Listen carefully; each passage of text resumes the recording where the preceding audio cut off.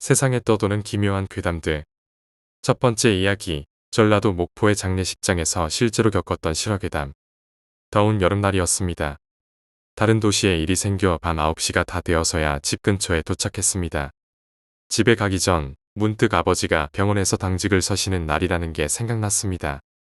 오래간만에 커피나 한잔하면서 잠깐 말동무를 해드리려고 아버지가 계시는 당직실로 향했습니다. 비가 추적추적 오는 날이라 그런지 운전하고 나서 평소보다 더 피곤하더군요. 차를 끌고 아버지가 계시는 병원 입구에 들어섰습니다. 밤이라 정문은 잠겨 있어서 장례식장이 있는 후문에 차를 대고 아버지를 배웠습니다.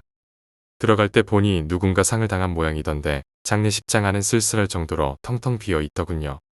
아버지와 간단하게 차를 마시면서 오늘 있었던 일을 들려드렸습니다. 슬슬 집에 가서 쉬어야겠다 싶어 일어나자 시간은 이미 11시가 넘어서 있었습니다. 후문을 나서니 습한 공기가 폐를 채웠습니다. 비는 여전히 추적추적 글씨년스럽게 내리더군요. 주차장으로 가서 차에 시동을 걸고 나오려고 하는데 차를 돌릴 곳이 마땅치 않아 장례식장 옆쪽으로 나 있는 공터까지 갔습니다. 자갈이 깔린 공터에 들어서니 새까만 운구차가 묘한 분위기를 내뿜으며 공터 한가운데 주차되어 있었습니다. 차를 돌리려 운구차 주위로 천천히 원을 그리며 운전했습니다. 기분은 조금 음산했지만 별 신경 안 쓰며 집으로 돌아왔죠. 집에 돌아와 간단히 정리를 하고 피곤한 마음에 얼른 눈을 붙였습니다. 한참이 지나고 깊은 새벽이었을까요. 누운 자리에서 맞은편에 창문이 나 있는데 푸르스름한 기운이 들어 눈을 떴습니다. 시퍼런 눈동자 2개, 도깨비 불같이 이글거리며 불타오르는 2개의 눈동자가 있었습니다. 그것은 겉이 다해진 거적대기를 머리에 뒤덮고 있었습니다. 얼굴을 보려 했지만 그림자, 아니 시면에 가까운 어두움 때문에 거적대기 밑으론 2개의 눈동자만이 보였죠. 처음엔 깜짝 놀랐지만 다시 깨달으니 너무 괘씸한 겁니다. 자리에서 박차고 일어나 창문을 열었습니다. 그리곤 제가 생각지도 못했던 낮은 중저음으로 이렇게 호통을 쳐댔죠. 내가 감히 여기가 어디라고 발을 붙이는 게냐. 내가 감히 나한테 붙으려고 하는 게냐. 내가 누군지 알고 그런 괘씸한 행동을 한단 말이냐. 얼른 너의 자리로 돌아가라. 속으로 괘씸하다는 생각을 하고는 있었지만 제 목소리와는 살짝 다른 힘차고 낮게 울리는 목소리로 그렇게 호통을 칠 줄은 스스로도 몰랐습니다. 제가 호통을 치니 집은 지진이 난 것처럼 흔들렸고 집안에는 시퍼렇지만 무언가 의지할 수 있을 것 같은 묘한 불빛이 일렁였습니다. 하늘에선 비 오는 와중에 천둥이 몇 번 치더니 이윽고 그 형체는 사라졌습니다. 개운한 마음이 들어 창문을 짚은 제 팔을 보는데 무언가 화를 내고 엄하던 분위기는 마음에서 사라지고 아까 창문을 엿보고 있었던 그것에게 안쓰러운 마음이 들었습니다. 한결 편한 마음에 잠자리에 다시 들었는데 정작 눈을 감는 순간 식은땀을 줄줄 흘리며 잠에서 깨어났습니다. 그 모든 게 꿈이었던 거죠. 하지만 그 꿈이 너무 현실 같고 생생했기에 그저 어안이 벙벙했습니다. 그렇게 꿈을 꾸고 난 후 물 한 잔을 마시고 다시 잠자리에 들었습니다. 아침에 일어나고 내가 왜 그런 꿈을 꾸고 왜 그것이 우리 집에 붙어 있나 생각해 봤습니다. 전날 밤 운구차 주위를 차로 한 바퀴 돌며 나온 게 원인이 아닐까 싶더라고요. 측은한 마음에 마음속으로 간단히 망자의 복을 빌어주었습니다. 전날 밤 보았던 그 2개의 눈동자 너머로 단지 두려움과 괘씸함이 아니라 배고프고 쓸쓸하고 외로웠던 한 사람의 인생이 어렴풋이 보였기 때문입니다. 두 번째 이야기, 할아버지. 저희 친가는 종갓집도 아닌데 선산이 있고 그 근처에 신주를 모시는 조그만 사당도 있는 특이한 집입니다. 어렸을 때 저는 3살 터울인 남동생과 함께 그 선산에서 많이 놀곤 했었죠. 그래서 그런지 어른들에게 유독 지겨울 정도로 많이 들었던 소리가 있었습니다. 산에서 누가 이름을 불러도 최소 3번 이상은 대꾸하지 말 것. 뭐 애들 둘이 어른도 없이 놀면 걱정되니까 하는 소리라고 생각할 수도 있겠지만 지금 생각해보면 조금 다른 것 같습니다.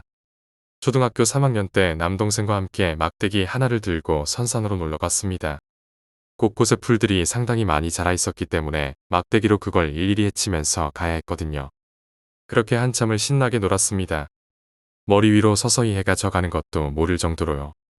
어느덧 정신을 차려보니 벌써 주변이 서서히 어두워지기 시작하더군요. 동생도 무서웠는지 얼른 집에 가자고 보챘습니다. 저는 동생을 데리고 막대기로 풀을 헤치며 산을 내려가기 시작했습니다. 그런데 이상하게 아무리 내려가도 길이 안 보이는 겁니다. 같은 곳을 뱅뱅 돌고 있는 것 같았어요. 동생은 옆에서 얼른 집에 가자고 보채지. 날은 점점 어두워지지. 길은 안 나타나지. 정말 환장할 노릇이었습니다. 그런데 그때 저 멀리서 뭔가 희끗희끗한 형체가 보였습니다. 얼굴은 보이지 않았지만 옷 색깔을 보니 평소에 우리 예뻐해 주셨던 옆집 할아버지인 것 같았습니다. 안심한 저는 그쪽으로 가려고 발을 내디뎠습니다. 그때 할아버지의 목소리가 들렸습니다. 저는 대답하지 않았습니다. 뭔가 기분이 스산했거든요. 사람이 저렇게 무미건조한 목소리로 말할 수 있다는 걸 그때 처음 알았습니다. 그리고 옆집 할아버지는 절대로 저희 남매의 이름을 부르지 않으시는 분입니다. 이름을 알려줘도 까먹으시는 데다가 보통 똥강아지라고 하시기 때문에 보통 사람들은 자기가 누굴 불렀을 때 대답이 안 돌아오면 언성이 높아지잖아요. 근데 그것은 달랐습니다. 처음과 똑같은 높다지 없는 목소리로 제 이름을 계속해서 불러대는 겁니다. 저는 옆집 할아버지의 모습을 한 그것을 덜덜 떨며 쳐다보다가 동생을 끌어안고 냅다 달리기 시작했습니다. 뒤에서 사박사박거리며 풀을 헤치는 소리가 나자 제 발은 더욱 빨라졌습니다. 초등학교 3학년짜리가 어디서 그런 힘이 솟아났는지 모르겠습니다.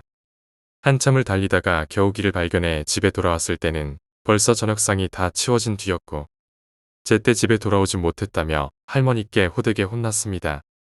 옆집 할아버지를 만나느라 늦었다고 동생이 울먹이며 변명을 해보았으나 옆집 할아버지는 오늘 자식들 보러 가느라 올라가셨다며 할머니는 동생의 말을 헛소리로 받아들이셨습니다. 할머니의 잔소리는 금세 잦아들었지만 그날 있었던 일은 대학생이 된 지금까지도 제 마음에 남아 있습니다. 옆집 할아버지의 모습을 한 그건 도대체 무엇이었을까요? 세 번째 이야기, 악의. 아이들은 가끔 무심하게 어른들이 깜짝 놀랄 만한 이야기를 하곤 합니다. 괴담을 좋아하시는 분이라면 동생을 가리키며 엄마, 저 악마는 태워 죽여야 해. 라고 말했다는 어린 여자아이 이야기 같은 것을 들어본 적이 있으실 겁니다. 이런 식으로 아이들이 내뱉는 말의 특징은 그 말이 오직 발화 시점에만 존재한다는 것입니다. 그전에도 그 후에도 존재하지 않는 말인 거죠. 짐작건대 말하고 있는 아이도 자기가 무슨 말을 하고 있는지 모르고 나중에는 그런 이야기를 한 걸 기억조차 못합니다. 오직 그 순간 그 이야기를 듣고 있는 사람만이 기억하고 그 사람만이 영향을 받는 그런 현재성만이 존재하는 이야기. 듣는 사람 입장이 되었을 때 어떠한 영향을 받게 되는지를 떠올려보면 가끔 소름이 끼치곤 합니다. 오늘은 그와 관련된 직접 겪은 이야기를 한번 풀어볼까 합니다. 저는 오랫동안 시험을 준비했습니다. 제대 후 한의대 진학을 위해 7년 동안 수능 시험에 응시했죠. 하지만 노력에 비해 성적이 잘 나오지 않는 현실에 시간이 갈수록 부모님도 지치시고 스스로도 부담스러워 주변 사람들과 거의 연락을 끊고 지냈습니다. 그러다가 결국 집안의 권유로 꿈을 접게 되었습니다. 그렇게 꿈을 접고 나니 좁은 재수학원 교실에서 빛나는 20대를 몽땅 보내버린 것이 무척 허망했습니다. 무기력하고 우울해서 집 밖으로 한 걸음도 나가지 못하고 집안에 돈만 쓰고 친구도 잃은 비참한 모습으로 스스로 무척 힘들어하던 나날들이 있었습니다. 모의고사 때마다 오르지 않던 성적에 좌절하며 학원 화장실에서 입을 막고 혼자 울던 그 기억들. 수능을 마친 뒤 차마 집에 들어가지 못하고 굶은 채로 정처 없이 길거리를 헤매던 저의 모습이 스스로를 억눌러 헤어나올 수가 없더군요. 그 자괴감들과 실망감, 그리고 결국 아무것도 해내지 못했다는 절망. 당시 제 가방에는 긴 빨랫줄이 하나 있었습니다.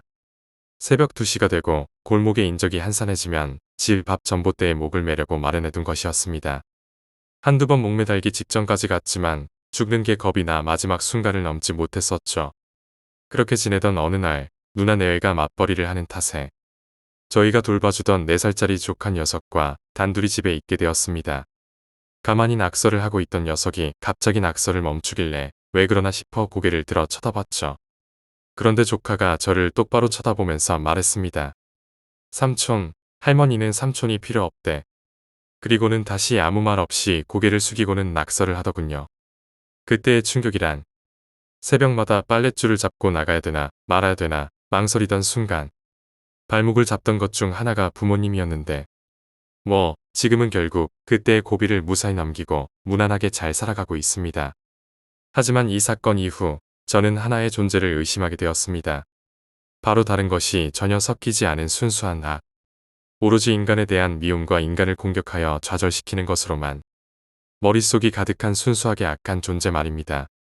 이 악한 존재가 여러 사람의 마음속을 떠돌아다니면서 힘든 상황에 처한 사람들이 스스로를 의심하고 모든 것을 포기하려는 그 순간에 부추기는 것이 아닐까 하는 의심을 지금도 가지고 있습니다. 네 번째 이야기, 구렁이. 외할아버지께서 군대에서 들으셨던 이야기입니다. 워낙 오래전에 들으신 이야기인지라 정확하지 않은 부분이 있을 수 있습니다.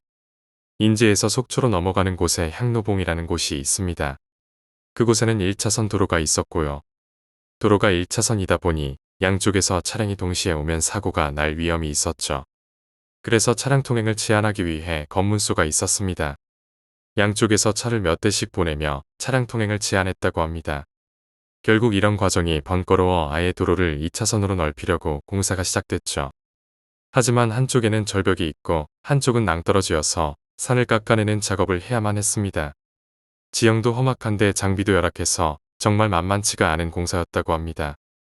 그러던 어느 날 공사 책임자의 꿈에 웬 할아버지가 나타났습니다. 그리곤 내일 하루만 공사를 쉬어달라고 부탁했다고 합니다. 하지만 한낱 꿈 때문에 공사를 중단시킬 수는 없었습니다. 결국 공사는 그대로 진행되었습니다. 그런데 한창 공사가 진행되던 중에 불도저 운전수가 불도저를 밀고 올라가다가 갑자기 시동이 꺼지게 되었습니다. 시동을 다시 걸어서 가는데 갑자기 앞에 무언가 걸리는 게 있더랍니다.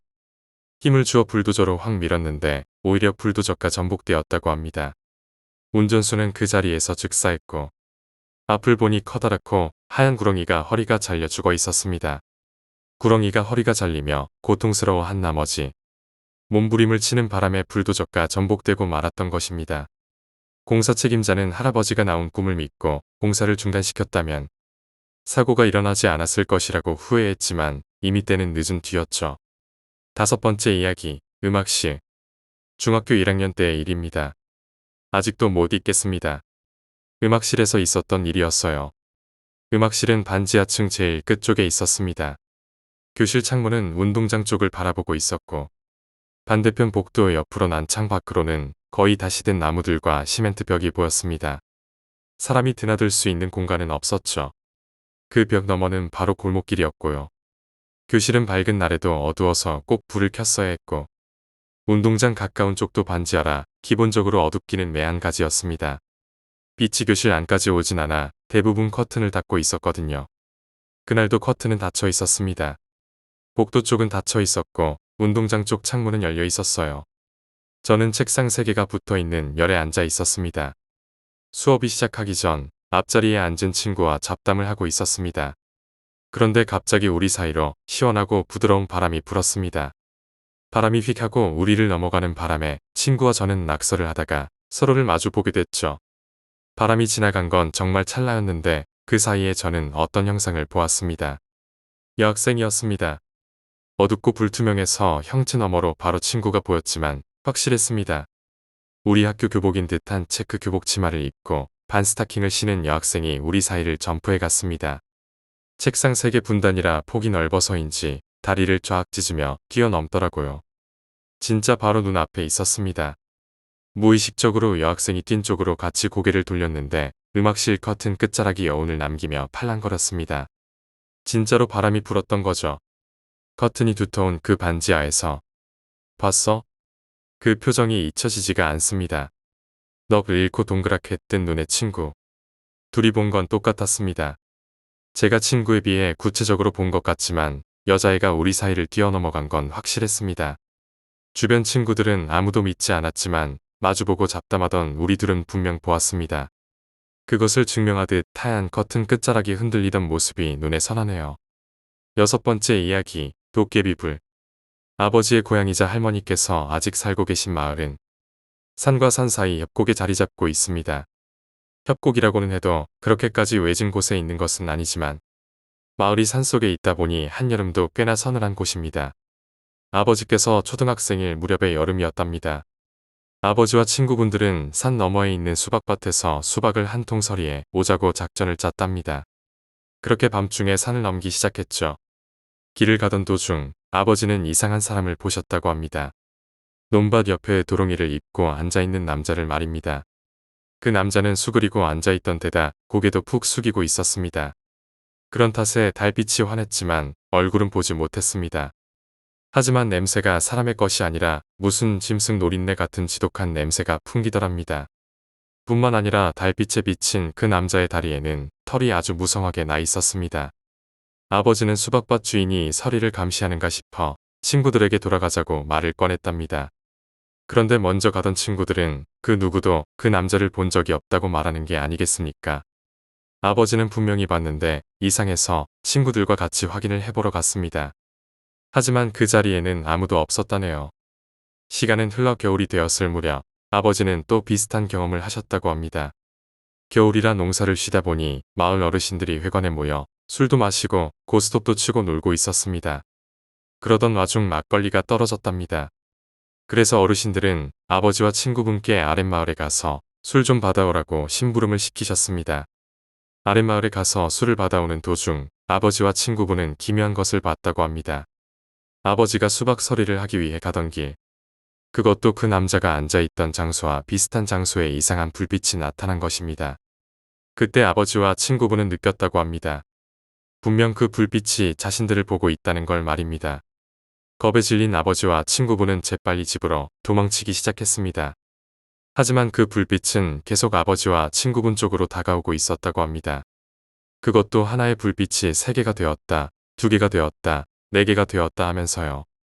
아버지와 친구분은 급한 마음에 황급히 밭고랑에 숨었습니다. 그렇게 한참 동안 그 불빛을 지켜보다가 불빛이 멈춘 틈을 타서 막걸리가 담긴 주전자를 내동댕이 치고 미친 듯이 도망쳤다고 합니다. 아마도 아버지가 보신 것은 도깨비가 아닐까요? 저는 아버지의 이야기를 진실이라 믿고 있습니다. 왜냐하면 저도 봤거든요. 7번째 이야기, 베란다. 저희 집은 저와 동갑인 오래된 아파트고 아파트 뒤엔 산이 있어서 복도 쪽 창문에서 산이 바로 보입니다.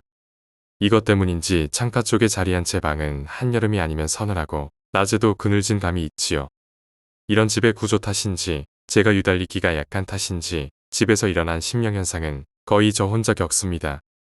자잘한 에피소드가 있지만 그중 가장 인상 깊고 아직까지 겪고 있는 일을 이야기해볼까 합니다. 고등학교 3학년 때 엄마랑 둘이 거실에서 TV를 보다가 동생이 학원차에서 내릴 시간이 되어 엄마가 동생을 마중 나갔어요. 오후 7시 8시쯤 되었던 것 같습니다. 겨울이라 이미 하늘은 어둑해졌고 저는 그냥 TV를 보고 있었죠. 갑자기 엄마에게서 전화가 왔어요. 베란다에 흰 천이 걸려있는 것 같은데 이불 갖다고 가서 확인 좀 해보라고 말입니다. 거실과 베란다가 미닫이 문으로 연결된 구조라 전화를 끊지 않고 베란다로 나가 둘러봤어요. 그런데 이불은커녕 빨래거리도 걸려있지 않았고 흰 천은 보이지도 않았어요. 창문을 열어 밑을 내려다보니 동생과 엄마가 보여서 전화에 대고 아무것도 없는데 라고 대답했죠. 그런데 엄마가 내 옆에 흰 천 같은 게 서 있는 것처럼 불쑥 걸려 있다는 것이었습니다. 가뜩이나 가위도 자주 눌리는 저는 섬찟해져서 괜히 엄마에게 화를 냈어요. 장난치지 말라고, 그런 게 어디 있냐고. 화를 내곤 전화를 끊고 베란다 문을 걸쇠까지 잠궈버렸어요. 그런데 몇 분 지나지 않아 엄마와 동생이 뛰어오는 겁니다. 왜 그렇게 급하게 오냐고 물어보니 제가 전화로 그런 게 어딨어? 라고 말하는 순간 그 흰 천 같은 게 저를 돌아보더라는 겁니다. 형태도 뚜렷하지 않았지만 그것의 머리 부분이 저를 향해 돌아가는 게 보여 불안해서 뛰어 올라왔다고 하더라고요. 너무 소름이 끼치고 무서워서 한동안 베란다에 못 갔어요. 그걸로 끝이면 좋겠는데 그때가 목요일이었거든요. 토요일에 온 가족이 늦잠을 자고 일어났더니 거실 쪽 전선 코드가 다 뽑혀져 있었어요. 애써 청소하다가 끌려 들어간 거라고 자기 최면을 걸었지만 너무 신경 쓰이더라고요. 방 안에 있는 인형이 전부 뒤돌아 있던 일도 있었습니다. 방문마다 십자가를 걸고 난 뒤엔 잠잠하지만 제 방문 밖 책장 위에 작은 도자기 인형은 아직도 돌아가요. 매일 똑바로 앞을 보게 세워둬도 어느새인가 방 쪽으로 돌려져 있죠. 아직까지 별일은 없지만 자꾸 이 집에서 사는 게 불안해지네요. 8번째 이야기, 고양이의 시체 청소를 하며 실제로 겪었던 실화괴담. 특수청소 업체에서 일한다고 말하면 대개 시체 처리부터 떠올리겠지. 하지만 실제로는 시체가 옮겨진 뒤 그 뒤처리를 맡는 경우가 대부분이다. 적어도 내가 일했던 회사에서는 그랬다. 다만 동물의 경우에는 시체가 남아있는 경우가 상당히 많았다. 장기 여행을 떠나며 애완동물을 집에 방치해 둔 사람들이 의뢰를 넣는 것이다. 일이 일이다 보니 시체가 있었던 곳에 아직도 시체가 있는 것처럼 느낄 때도 있다. 이따금씩 이상한 것도 보이긴 하지만 그것도 나름대로 익숙해지면 그러려니 하게 된다. 일을 시작하고 2년 정도 지났을 무렵 애완동물이 죽었으니 처리를 부탁한다는 의뢰가 한 건 들어왔다. 작은 회사기 때문에 접수도 내가 받았다. 품위 있는 목소리에 그야말로 부자라는 느낌이 팍팍 나는 아줌마였다. 어떤 현장이든 일단 먼저 방문해 견적을 내야 한다. 견적 금액과 작업 내용이 일치하는지 확인하고 계약서를 작성해야 하기 때문에 영업 담당과 함께 둘이서 집을 방문했다. 영업 담당은 기본적으로 현장 작업에는 나서지 않는다. 하지만 온갖 계약을 다 해봤다 보니 촉이 왔던 모양이다. 그날 역시 차 안에서 오늘 손님 좀 이상한 것 같아 라고 말했었으니 사람이 죽은 현장일 경우에는 여러 사정을 확인하고 서류를 작성할 필요가 있지만 애완동물은 소유물 취급이니 그런 제약이 없다. 그래도 대부분의 손님은 사전에 상황 설명을 해주기 마련인데 이번 손님은 그런 말이 일절 없었다. 그게 좀 이상하다고 생각할 무렵 서양식 3층 집인 현장에 도착했다. 나는 두근거리며 초인종을 눌렀다. 현관에 나온 사람은 전화 받았던 이미지 그대로 부자 느낌이 나는 깔끔한 아줌마였다. 분위기도 좋아 싱글벙글 웃으며 인사했다. 영업 담당은 주변에 사람이 없는 것을 확인하고 대충 견적에 관해 설명한 뒤 집으로 들어섰다. 안은 어찌되었던 깨끗한 느낌이었다. 하지만 이상한 냄새가 난다. 마스크를 쓰지 않았던 것을 감안해도 다른 시체가 있던 집보다도 훨씬 냄새가 심했다. 우리는 익숙해져 있으니 그렇다 치더라도 손님이 거기서 멀쩡하게 있는 게 묘하게 기분 나빴다. 3층이 현장인 듯해서 우리는 손님을 1층에 남겨두고 둘이서 계단을 올랐다. 계단을 한 칸 한 칸 오를 때마다 냄새는 점점 강해졌다. 그리고 마침내 3층에 도착한 나는 말을 잃었다. 바닥 전체에 고양이 시체가 산처럼 쌓여 있었다. 무심코 토할 것 같은 것을 겨우 억눌렀다. 영업 담당은 아래로 내려가자고 신호를 보내 그대로 따라 내려왔다. 그리고 1시간은 2층에서 멍하니 있었다. 영업 담당이 내려와 200마리 있다고 말했다. 아직 초봄이라 부패는 그리 심하지 않아 구더기는 없다나. 수를 직접 세봤는데 딱 200마리더란다. 왜 집 한 채에 고양이 시체가 그만큼 있는지보다는 딱 200마리라는 숫자가 몹시 두렵게 느껴졌다. 1층으로 내려오니 손님은 아까와 다를 것 없는 모습이었다. 그것도 기분이 나빴지만 영업 담당은 담담하게 견적을 내고 손님도 거기 동의했다. 계약서를 주고받은 뒤 사전 답사는 끝이 났다. 돌아오는 도중 차 안에서 영업 담당은 물었다. 할 수 있겠어? 아무 대답도 할 수 없었다. 문득 입사했을 때 들었던 애완동물은 어디까지나 소유물에 불과하다는 말이 떠올랐다. 사흘 뒤 작업이 시작됐다. 나를 포함해 4명이 작업할 예정이었지만 영업 담당도 같이 와주었다. 아마 내가 견적 내려왔을 때 충격받았던 걸 알아차렸겠지. 우리 회사는 면접 때 귀신을 본 적 있냐고 묻고 그렇다고 대답하는 사람은 안 뽑는 안목의 룰이 있었다. 비과학적일지라도 온갖 일이 일어난 현장에 가는 이상 서비스업으로도 작업원 정신에도 안 좋을 테니까. 이번 작업원들도 오컬트적인 걸 믿는 사람은 아무도 없었고 그저 소금 한번 뿌리고 합장한 뒤 작업에 들어갔다. 1층에서 마스크와 고글을 쓰고 고무장갑과 방호복까지 갖춘 후 5명이서 3층에 올라 작업을 시작했다. 주변 거주자를 배려해 시체는 봉투에 한번 넣고 박스에 옮겨 트럭에 싣는다. 그 후에는 그대로 매립한다. 불법은 아니니까. 담담하게 고양이 시체를 봉투에 4마리 넣고 박스로 옮긴다. 그걸 몇 시간 동안 계속한 끝에 전부 트럭에 실었다. 다른 작업원들은 트럭을 타고 처리하러 가고 영업 담당과 나는 둘이서 냄새 제거와 방 청소를 했다. 오후부터 작업을 시작했기에 청소가 끝나고 나니 저녁 6시가 지난 후였다. 청소용품을 가방에 담고 최종 확인을 위해 손님인 아줌마를 3층으로 불렀다. 아줌마는 변함없이 싱글벙글 웃으며 확인을 끝냈다. 영업 담당은 현금을 그 자리에서 받고 영수증을 건넸다. 그 후에도 이야기는 이어졌다.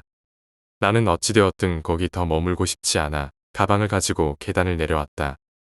5분도 지나지 않아 영업 담당이 돌아왔다. 인사는 안 해도 되나요? 하고 물었지만 영업 담당은 그대로 조수석에 올랐다. 그대로 아무 말 없이 차를 달려 회사 앞 편의점까지 갔다. 커피 마시겠냐는 영업 담당의 제의를 거절하자 영업 담당은 말해주었다. 내가 아래로 내려간 후 아줌마는 이런저런 이야기를 꺼냈다고 한다. 고양이를 좋아한다느니, 가족은 아무도 없어 가족 대신 고양이를 기른다느니. 슬슬 이야기를 마치고 가려는데 아줌마가 말하더란다.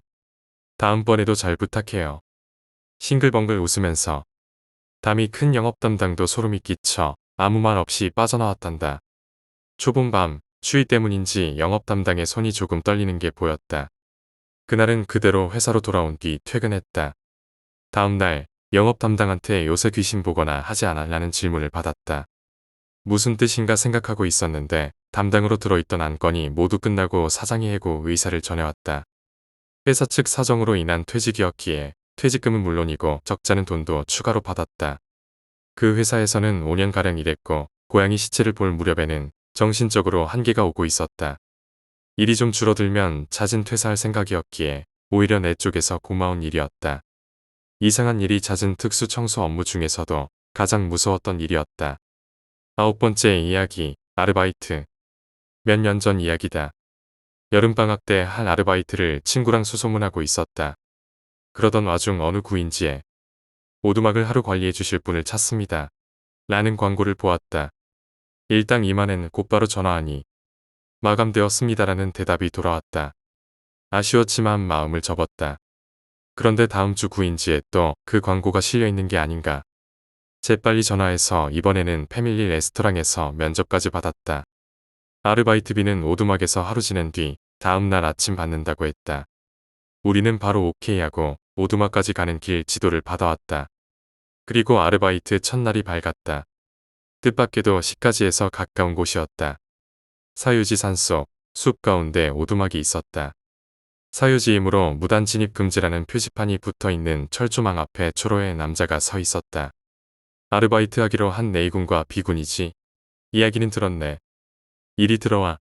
그리고는 우리에게 오두막 열쇠를 넘겨줬다. 철조망을 지나 10분 정도 걸으니 오두막이 보이기 시작했다. 통나무집일 거라 내심 짐작하고 있었지만 별거 없는 조립식 주택이었다. 욕실이 없고 식료품은 알아서 사와야 하는 게 아쉽기는 해도 비싼 일당 받을 생각에 우리는 들떠 있었다. 할 일은 별거 없었다. 오두막 안 청소, 그리고 아침 저녁으로 바깥에 있는 화분에 물 주기. TV도 없었기에 우리는 가져온 휴대용 게임기로 놀거나 카드놀이나 보드게임을 하며 시간을 때웠다. 에어컨도 없어서 처음에는 엄청 더울 거라 생각했지만 숲 가운데에 있어서인지 땀만 조금 흘릴 뿐 선선해서 의외로 기분 좋았다. 이윽고 밤이 되어 편의점에서 사온 삼각김밥과 빵으로 저녁을 때웠다. 우리는 바로 파이프로 만든 간이 침대에 몸을 뉘었다. 그날 밤 기분 나쁜 꿈을 꿨다. 단편적인 기억뿐이지만 끔찍한 내용이었다. 자고 있는 사이 밑에서 손이 올라와 몸을 붙잡고 이리저리 잡아당기다 끝내는 온몸이 갈기갈기 찢기는 꿈. 이튿날 아침 꿀꿀한 기분으로 일어났다. 친구도 안색이 좋지 않았다. 왜 그래? 난 악몽 꿔서 영 기분이 안 좋네. 꿈? 나도 꿨어. 어떤 꿈이었냐면 나랑 똑같은 꿈이야. 기분이 나빠져 우리는 한동안 아무 말 없이 있었다. 이윽고 친구가 불쑥 입을 열었다. 이 조립식 마루 말인데 기분 탓인지도 모르지만 묘하게 흔들리는 것 같지 않냐? 그러고 보니 눈을 떴을 때 마침 물침대 위에 있는 듯한 이상한 감각이 느껴졌었다. 꿈의 연장선상이라고 여겨 대수롭지 않게 넘겼었지만 마루 밑을 확인해보자라고 친구가 말했다. 마룻바닥은 지면에서 10cm 정도 떠있고 사방을 기둥이 지지하고 있었다.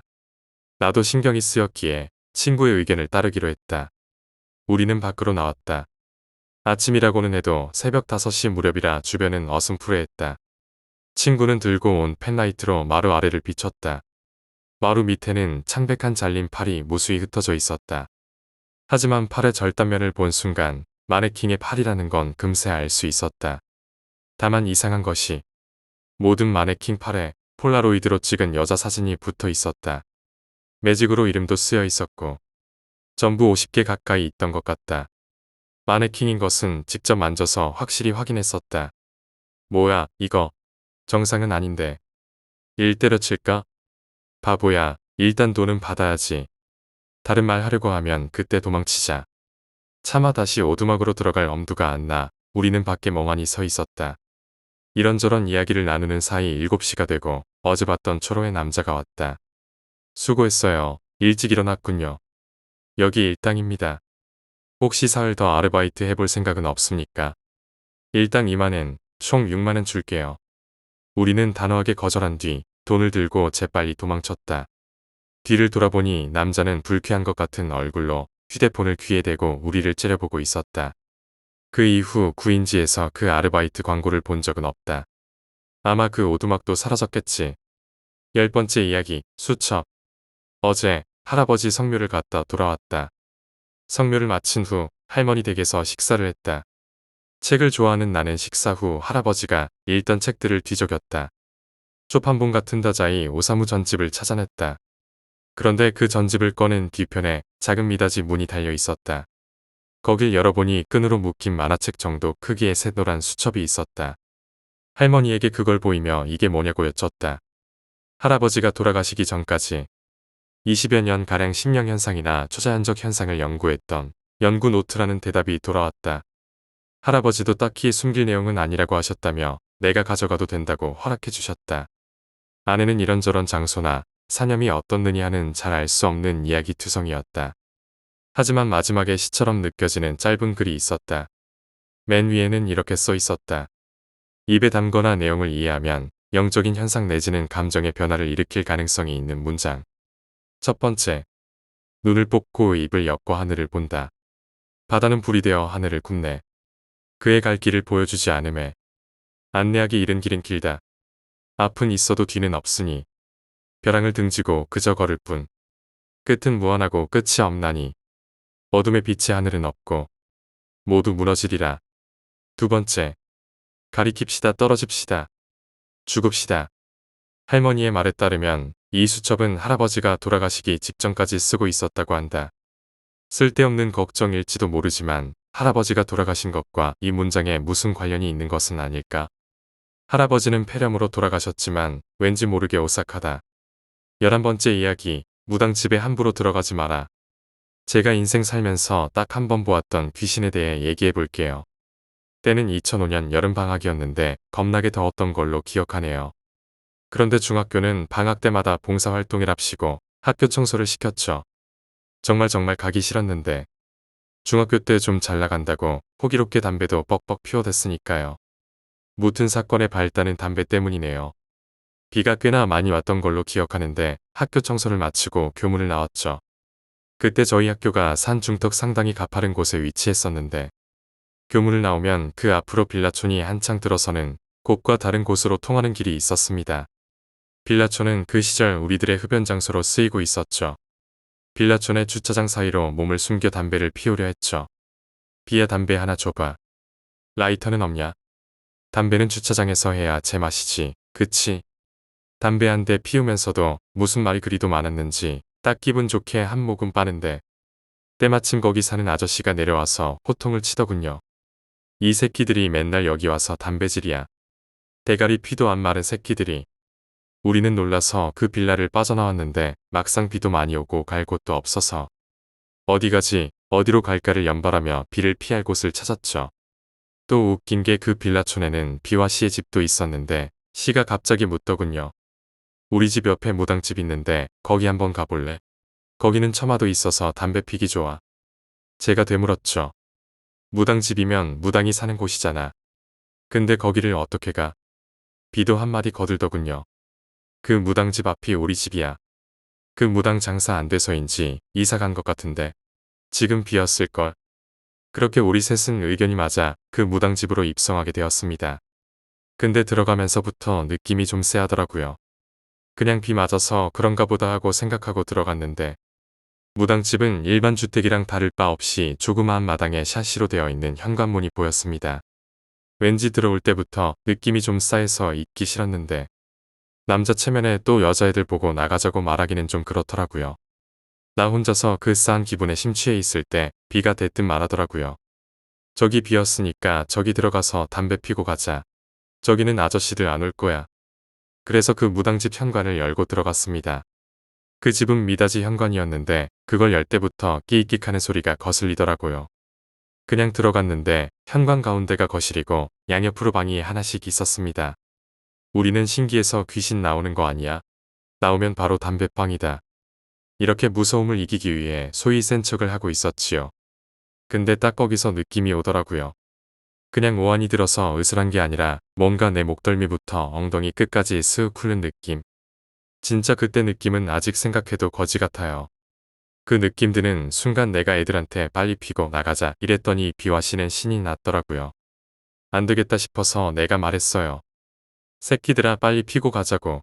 느낌 쎄하다고 지금 이랬더니 쫄았네. 남자 새끼가 고추 달고 안 쪽팔리나. 비와 씨는 이렇게 말하며 사나이 자존심을 살살 긁더라고요. 나도 오기가 생겨서 무서움을 참고 담배를 한 대 더 물었어요. 근데 또 사춘기 때 호기심이란 게 참. 비가 갑자기 옆방에 뭐 있을 것 같냐? 질문을 던지더군요. 또 그때 우린 있어봐야 뭐 있겠나? 어차피 빈집인데 먼지랑 바퀴벌레나 기어다니겠지. 이런 말을 주고받으며 문을 누가 열지 정하고 있었습니다. 얘들이 자꾸 남자인 내가 제격이라며 열라고 그러는데 정말 열기 싫었어요. 그때 정말 뛰쳐나가고 싶었는데 그게 안 되더라고요. 그래서 왼쪽 방을 먼저 열어보기로 했는데 이건 또 이거 나름대로 소름 돋았던 게 빈집이라면서 족잠의 향 냄새며 신들한테 주는 제싹마저 깔끔하게 되어 있었습니다. 그래서 내가 비랑 씨한테 여기 빈집이라며 라고 말하자 여기 빈집 맞다고 했어요. 근데 왜 이렇게 깔끔한 건데. 진짜 그때 너무 무서웠습니다. 그래서 난 애들 설득해서 그냥 나가자. 이거 봤음 다 본 거니까 나가자라고 했어요. 빨리 비도 오기 전에 할머니 집 가서 자고 싶다. 라고 말했지요. 근데 또 이 왕성한 호기심이 어디 가지 않은 비가 옆방도 마저 열어보자고 이러더라고요. 근데 진짜 그 옆방은 손도 대기 싫었습니다. 정말로 진짜 그래서 난 죽어도 못 열겠다. 그러니 비가 자기가 연다고 했어요. 비랑 씨 둘이서 문 열고 나는 뒤에서 들어가기로 했어요. 거기서 미친 듯이 오줌 싸고 개 난리 날 뻔했어요. 그 방에 뭐 있었냐면 처음에 비랑 씨가 들어가고 나서 가만히 있더라고요. 그래서 나도 뭐해 이러면서 따라 들어갔는데 진짜 시간이 멈춘 느낌이었어요. 그 앞에 뭐가 있었냐면 하얀 옷 입고 쭈그려 앉아있는 여자였는데 가만 보니 방바닥에다가 칼질을 하고 있더라고요. 써는 칼질 말고 푹푹 찌르는 칼질. 근데 이상하게 우리 셋 다 그걸 보고만 있었던 게 소름 끼치도록 신기해요. 몸이 안 움직이는 그런 것도 아니었는데 힘이 안 들어가더라고요. 그런데 그 여자가 처음엔 푹푹 이렇게 칼질을 했었는데 고개가 우리 쪽으로 스스스 돌더니만 그 여자 입가에 씩 미소가 퍼지며 갑자기 미친 듯이 칼질을 하더라고요. 우리는 진짜 미친놈들처럼 소리 지르면서 뒤도 안 돌아보고 뛰어나왔거든요. 나는 우리 할머니 집이 진짜 전속력으로 뛰어가면 2분도 안 걸리는 거리여서 진짜 미친 듯이 달렸어요. 친구들이 살았나 죽었나 확인할 정신도 없이 할머니한테 가서 횡설수설했습니다. 근데 할머니가 왜 이렇게 호들갑이냐면서 물 한 잔 주셨습니다. 물 먹고 할머니한테 말했지요. 오늘 학교 갔다가 집 오는 길에 무당집 들어갔다가 귀신 봤다고 말했어요. 이 말 끝나기가 무섭게 할머니가 등짝을 패더군요. 이놈 새끼가 함부로 무당집을 왜 들어가. 이러시며 제 손을 붙들고 법력이 높다는 스님을 찾아갔죠. 할머니가 절에 오래 다니셔서 이런데 예민하시더라고요. 절에 가서 그 스님한테 사정 말씀드리고 이런 귀신 봤다 이러니 일단 부적 하나 써서 태운 다음 저보고 한 모금 마시라 하고 몸에 뿌려주시더라고요. 그땐 무서움에 시키는 건 다 했죠. 그거 먹고 나서 스님이 부적 하나 써서 주시면서 이거 너 학교 졸업할 때까지 몸에 붙들고 있어야 돼. 안 그러면 너 진짜 큰일 난다. 이렇게 스님이 당부하시더라고요. 그때부터 제가 지갑에 부적을 넣어 다녔는데 이제 손에 들고 다니는 게 습관이 되어버렸어요. 여튼 그렇게 하고 저를 진정시킨 후 스님이 할머니께 말씀드려 그 빈 무당집 한번 가보자 말씀하시더라고요. 할머니랑 스님은 그 무당집 다녀오셔서는 격앙되게 말씀하시더라고요. 너희 저 재단 있는 거 보고도 이 방 저 방 들어가고 귀신 봤다는 방도 다 들어간 거야. 몇 명이서 들어갔어? 빨리 말해. 막 다그치시더라고요. 저는 3명이서 갔다고 뭐 이래저래 말씀 다 드렸는데 스님이 같이 온 애들 빨리 데리고 오라고 안 그러면 큰일 난다면서 말씀하셨어요. 스님이 말씀하시기를 무당집 터 자체가 원체 흐르는 기가 음하고 센 기가 많은데 그날따라 비도 많이 왔고 기가 충만하다 못해 터져 나왔다고 했어요. 저한테 뭐 다른 기분 안 들었냐 그러길래 제가 말했죠. 목덜미부터 아래까지 훑는 기분 느꼈다고. 정말 무서웠어요. 안 잊혀지는 건 그 스님이 말씀해준 귀신의 인상착의가 제가 본 귀신이랑 똑같더라고요. 그 귀신이 원기가 얼마나 셌으면 너희 같은 애들한테까지 보이겠냐며 앞으로 절대로 이런 데 들어가지 말라고 그러시더라고요. 스님 말씀으론 우리가 본 그 재단도 우리가 본 그 귀신을 위한 재상이고 이 집에 살던 무당이 떠난 이유 또한 자기가 다스릴 만한 음기가 아니기에 마지막 재상만 두고 간 거라고. 원래 그 무당집 있는 그쪽 라인이 집이 들어서면 안 될 만한 터라고 그러시더라고요. 그땐 진짜 소름 돋았는데 여튼 그 일 있고 나서 저는 절대로 그쪽 길로는 안 다녔어요. 졸업할 때까지 할머니 집까지 가는 빠른 길임에도 불구하고 절대 그쪽 길로 안 가고 10분 더 걸리는 돌아가는 길로 갔어요. 비랑 씨는 어떻게 됐냐면 비는 다행히 어머니 아버지가 독실한 기독교 신자거든요. 비도 즉각 겪은 일 부모님한테 말씀드려서 자기네 교회 목사 전도사 이사들 다 나와서 비 머리에 손 올리고 새벽까지 기도하고 온 집에 찬송 부르고 방학 내내 집에 찬송가만 나왔대요. 근데 난 정말 무서웠던 게 시였어요. 시는 집에 부모님께 말씀드렸는데 부모님이 헛소리하고 있네 이런 식으로 그냥 넘어갔어요. 근데 진짜 무서웠던 게 시네 어머니가 바람나서 야반도주한 거예요. 그 덕에 시네 아버지 일 때려치고 알코올 중독으로 있다가 걔네 집 계단이 많고 가팔았는데 새벽에 취한 채로 올라오시다가 계단에서 떨어지셔서 아버지가 그렇게 돌아가셨어요. 결국 시는 전학 갔는데 서울로 간다는 말만 있었고 그 뒤로 버디버디로 한번 연락 왔다가 그 후에 연락이 안 되더라고요. 진짜 내가 귀신 태어나서 한번 봤는데 귀신은 있나 싶더라고요. 가위 한번 안 눌리는 나였는데 우리 셋 다 본 귀신이 똑같고 같이 겪은 일인데 후에 생긴 일은 소름 돋더라고요.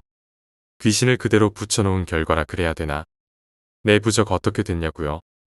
졸업식하고 다음날 스님 찾아가서 지갑에 부적 꺼냈는데 꺼멓게 돼 있더라고요.